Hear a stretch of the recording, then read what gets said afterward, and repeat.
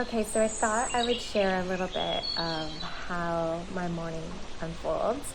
Um, it's not always this way, but I wake up, I shower, I get dressed, I go for a walk, and then I come back and I make myself a drink.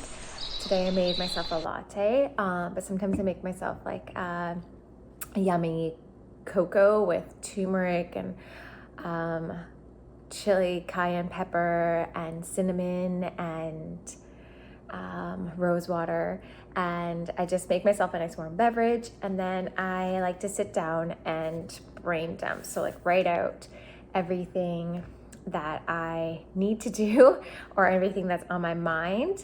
And then I categorize it. So, there is like things that I want to research, and then I put that in my little folder that I have of things that I want to look into.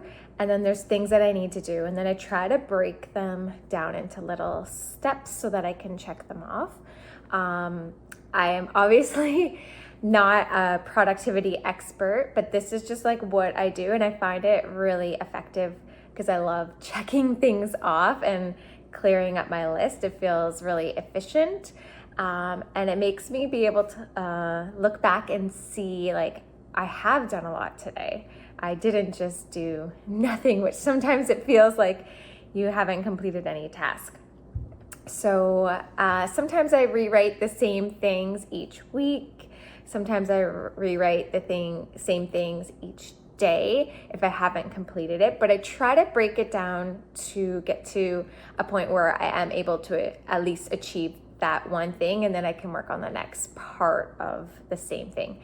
So for example, I'm creating a evergreen program, so an online program, and it is a very big, daunting task to think about creating a program.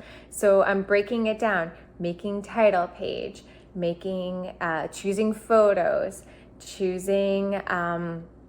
creating the first week's handout, creating the little module, little tasks like that, to help me not get overwhelmed and make it achievable.